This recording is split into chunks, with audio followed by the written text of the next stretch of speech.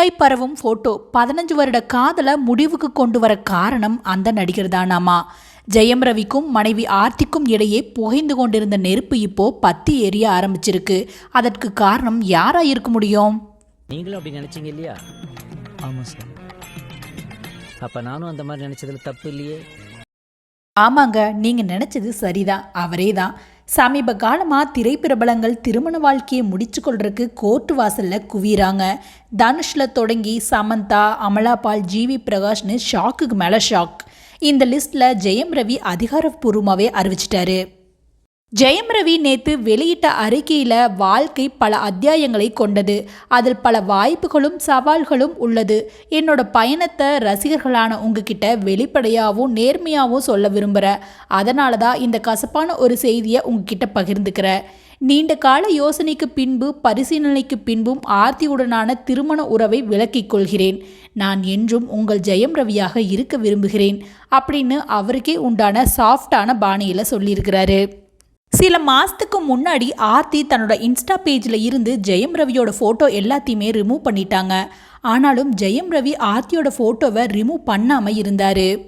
தன்னோட மனைவியோட பர்த்டே, அதாவது ஏப்ரல் 15 அன்னைக்கு happy birthday my queen, my friend for ever, live long அப்படின்னு லவ்வபிளாக ஒரு போஸ்ட் போட்டிருந்தாரு.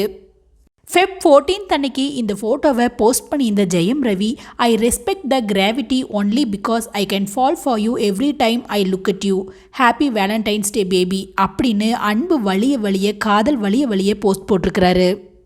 ஜெயம் ரவிக்கு வில்லனானாரா தனுஷ்? கொஞ்ச நாளைக்கு முன்னாடி ஆர்த்திக்கும் தனுஷுக்கும் ஒரு சின்ன பிரச்சனை இருந்துச்சு. அதில் தனுஷும் ஆர்த்தியும் வாக்குவாதம் செய்கிற மாதிரி ஒரு ஃபோட்டோ வெளியாச்சு. இந்த ஃபோட்டோவை வெளியிட்டவங்க ஒரு நல்ல சிஸ்டரும் பிரதரும் அப்படிங்கிற கேப்ஷனில் வெளியிட்டிருந்தாங்க.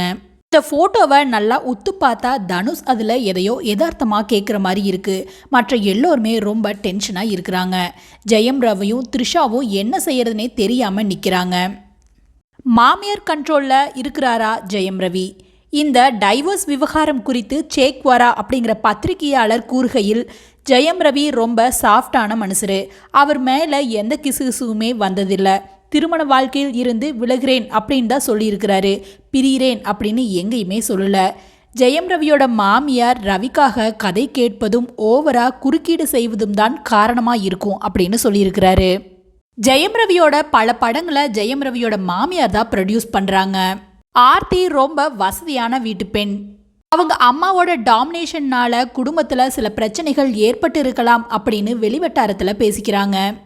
மற்றொரு தரப்பு என்ன சொல்லுதுன்னா, ஜெயம் ரவி தன்னோட புது படத்துக்காக மாமியார் கிட்ட 20 கோடி ரூபாய் சம்பளம் கேட்டதாகவும், அந்த படத்தோட ப்ராஜெக்டே 50 கோடி ரூபாய், அதனால தான் இந்த பிரச்சனை எழுந்திருக்கு அப்படின்னு பேசிக்கிறாங்க. டிவோர்ஸ்க்கு காரணம் எல்லாம் ஒரு யூகம்தான். ஆர்த்தியோ ரவியோ வாய் திறக்காத வரைக்கும்.